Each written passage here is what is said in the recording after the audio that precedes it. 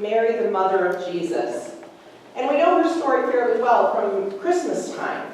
We know that her motherhood began with an angel appearing to her and telling her that she would be the mother of God's Son, the Messiah. We know his miraculous birth and these amazing events that occurred around his birth. And if you remember back to Christmas time, when Mary speaks about this time to Dr. Luke, she recounts early on in that book that she treasured all these things in her heart. Treasuring that knowledge. Somewhere between that moment and the cross, where he is now, she raised him and she loved him. And I thought about what it was like, what it would have been like to raise Jesus. And I decided that he was probably not the easiest to raise. Here's why. I have imperfect children, which works because I am an imperfect mother. So we do okay together. And I can only imagine all of my imperfectness being next to a perfect child. I think this would drive me crazy. And I think it would be very hard for Mary to be like, okay, Jesus, oh, perfect again. You know, this would be difficult for me. So he couldn't have been easy to raise. A joy, maybe, but not easy. She didn't raise him alone. She had Joseph, at least for some of the time. We notice in Scripture that after Jesus was 12 and in the temple, we don't hear anything else of Joseph. Therefore, most people believe that Joseph passed away. Now, I found this interesting when we were in our tour of the Holy Lands in January, because we were in Palestine, we were in Nazareth, and we went from this beautiful church hearing about the ecumenical work in Nazareth, and we were walking across to the Church of the Annunciation of Mary to go in and see the caves in Nazareth where she lived when the angel announced to her that she was to be pregnant. As we were walking across, our Palestinian guide turns and he said, "See that convent? That's where Joseph's buried." "But we don't talk about it."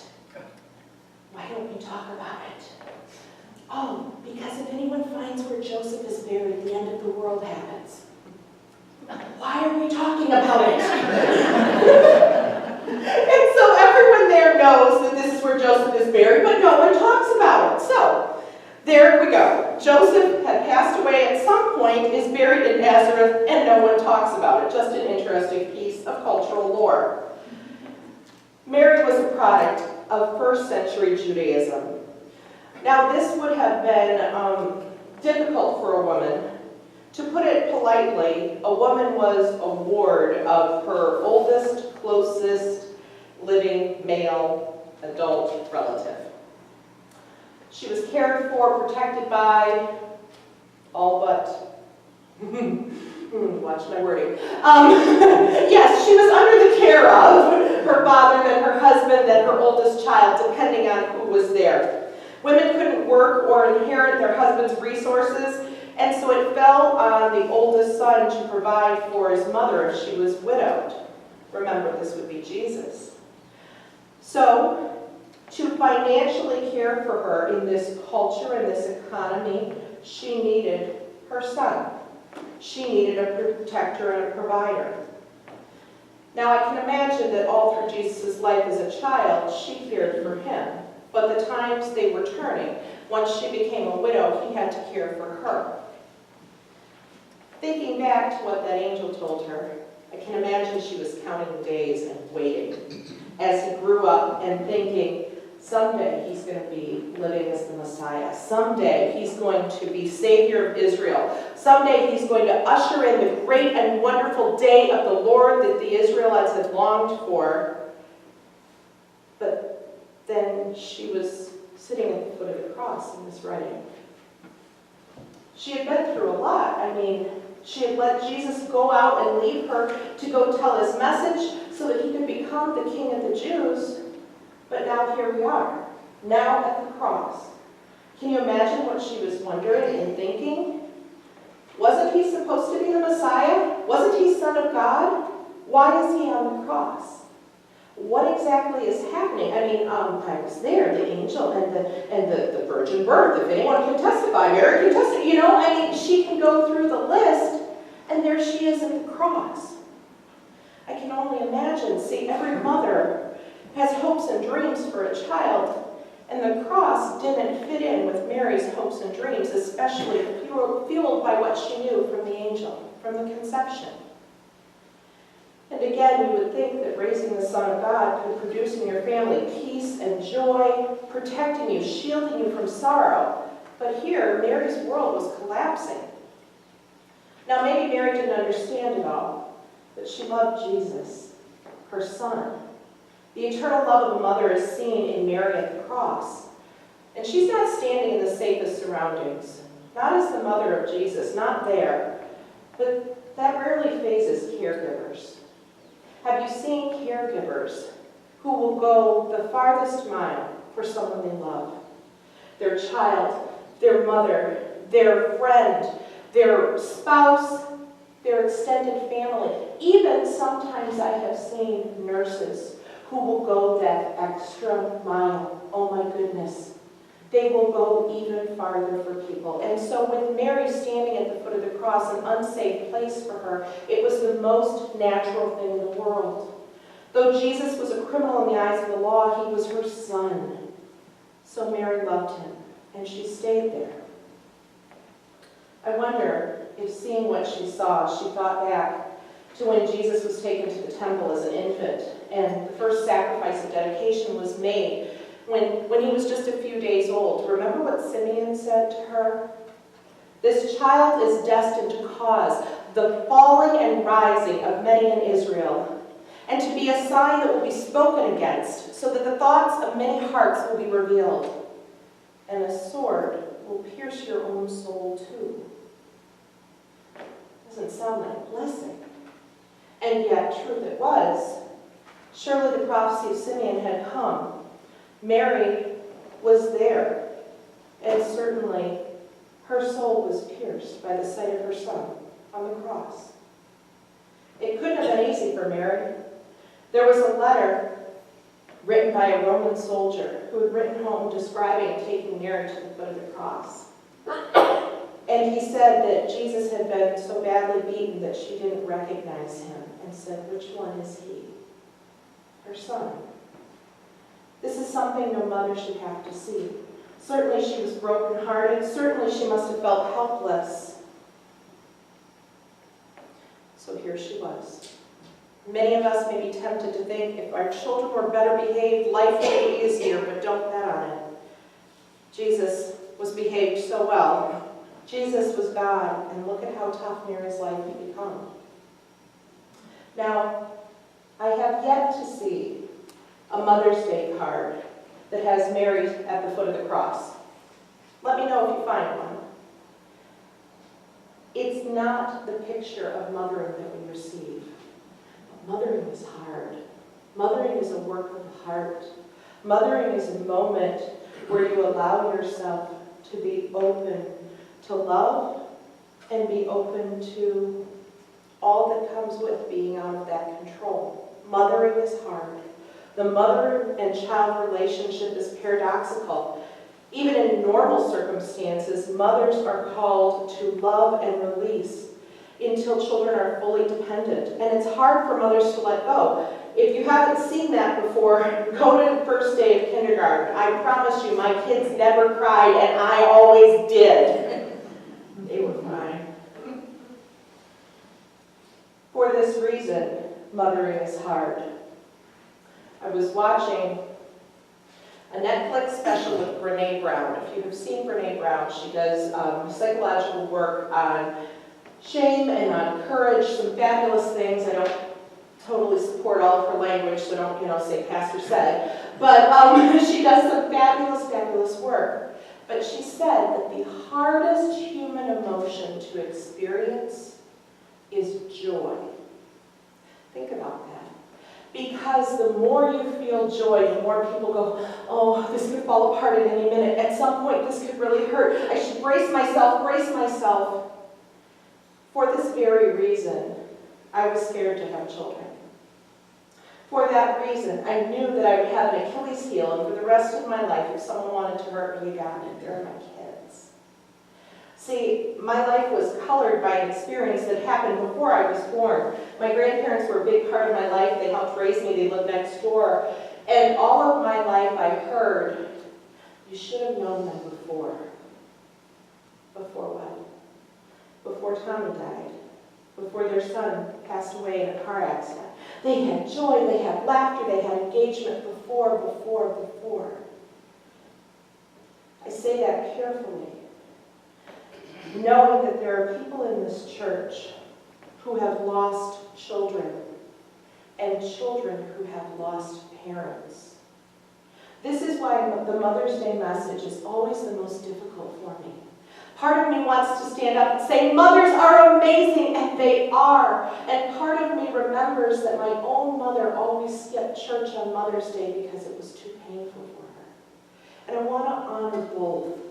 I want to honor the mothers that tried hard and did their best and did fabulous things. And I want to honor the fact that some people wish their mothers had done a little more, or wish that they could have been a mother longer, or wish that they could have been a mother at all. I want to honor both because Jesus is in every part of the community of God.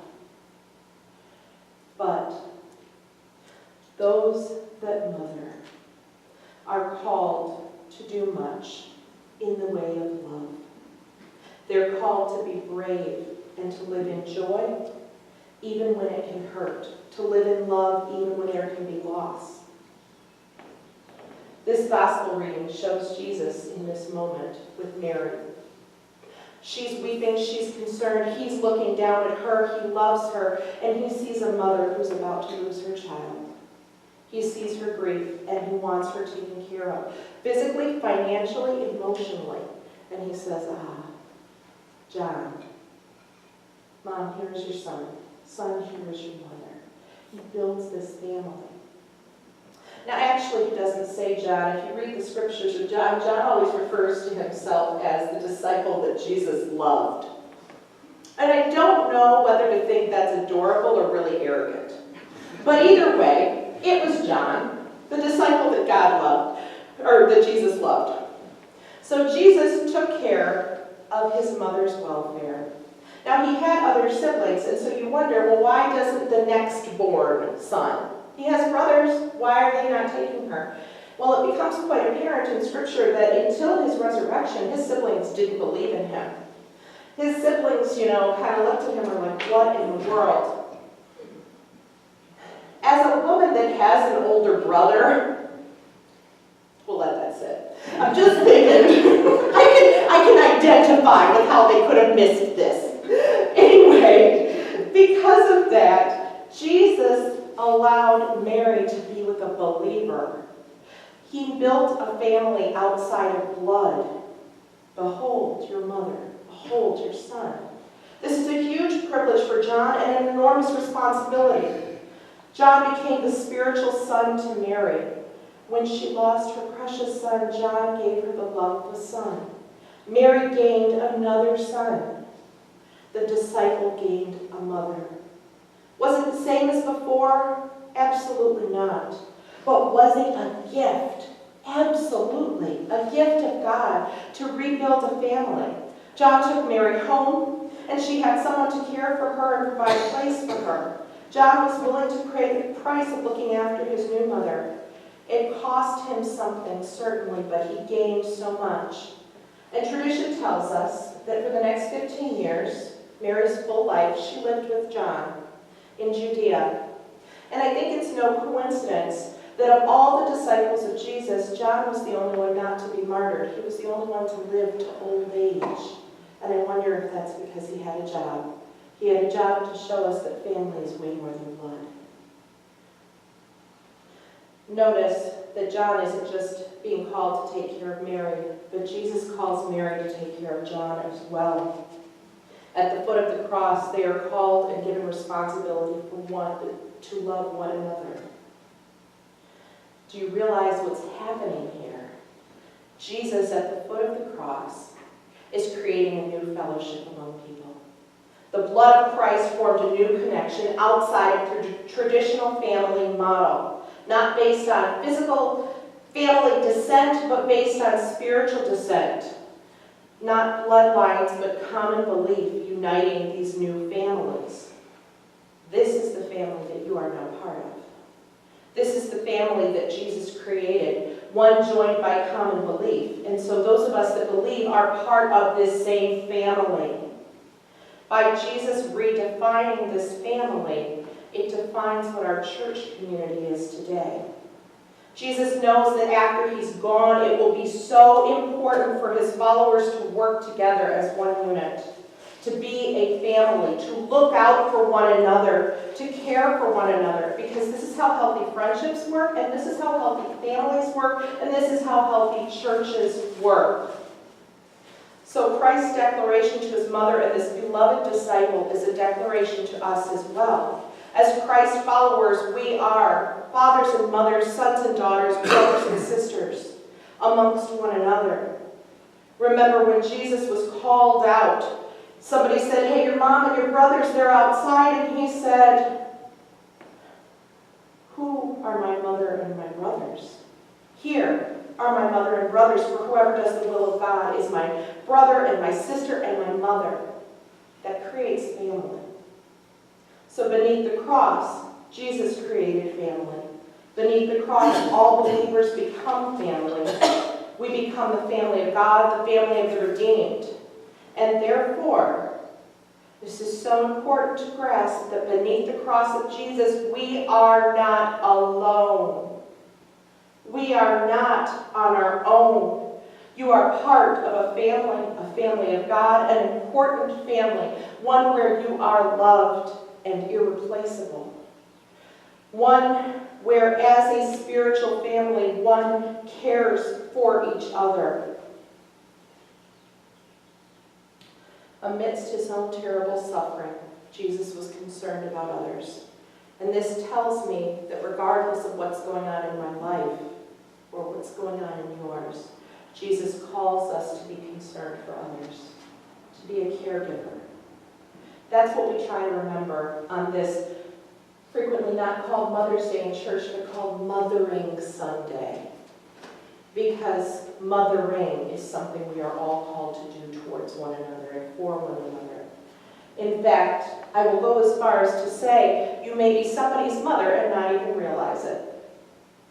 My daughter's best friend in school was abandoned by her mother as a small child, and she would come hang out at the house, and she would, there would be days I'd come home and open the door, and she's sitting on my couch in a home by herself, eating my snacks and running her laundry and my whatever, in my washer, but had a good time. She became part of the family, and pretty soon I realized that every Mother's Day she was sending me a message, "Happy Mother's Day, Happy Mother's Day." I loved her, certainly. I do love her, certainly. But as much as I love her, she needed a mother and someone to say Happy Mother's Day to. I got the opportunity to be that for her. I got the opportunity to fill a space that God had in her life. When my daughter, my oldest, not my daughter's friend, but when my oldest, we were getting ready to adopt her. I adopted my first three, we birthed our second three, so that makes 6 for the girl that was afraid to have children. When I went to adopt the oldest one, it was 2 days before her 18th birthday, and I don't know if you know this, but you can only adopt someone that's a minor. So she was almost 18, and I said to her, "Do you want to be adopted?" And she said, "Yes, absolutely, I want to be adopted, I want to be part of this family." She was going to be no less part of the family, but she needed to know she had us, which of course I was thrilled to do. Which also I teased her that as her legal mother, I was in charge of every decision she made until she was an adult, 48 hours later. So, who does Jesus ask to do his work and accomplish his mission? We see this at the cross. It's those who love him and those who make themselves available. John is the only disciple at the cross. Maybe he wasn't the most capable, but he was the most available. Jesus doesn't call us and then we make the decision to be available. We make the decision of being available and then Jesus calls. When he calls, we have the honor and the opportunity to participate in his work, to be part of his family. There may be someone in our congregation that needs someone else to step up and be a spiritual son or daughter, or a father or a mother that can bring comfort and encouragement to their life. That's our job, church. There might be someone else who has no connection to the church that might be brought into the life of the church by you showing them the love of a family in Christ, filling that void. That is also our job, church. Christ calls upon each of us to take care of our family in need. Widows, orphans, the poor, the sick, the imprisoned. This is our job, church. That means we don't get to pick and choose. We don't get to be independent. We don't get to see ourselves as individuals who are going to just be focused on ourselves. We are a family. Families watch out for one another. Families love one another. Families show up for one another. So sometimes we are called to step up to the plate because someone has a close family member that has moved away or passed away. That's our job, church. As brothers and sisters in Christ, we are called to step in and help one another when there's a void in someone's life. This is one of the most beautiful things about Christianity. It's the relationship. The relationship with God, but the relationship with other believers. In today's passage, we are reminded that it's not good for human beings to be alone. We're here to care for one another. Everyone needs a shoulder to cry on and an outstretched hand. So, church, is there anyone in your life who you're not related to by blood that cares for you as family? I hope so. I hope they're in this room. Is there anyone in your life who you care for in this way who is not family? I hope so. I hope they're in this room. So, church, let us love one another and care for one another, just as Jesus called John and Mary to care for one another. Because blood or no blood, we are family. Amen.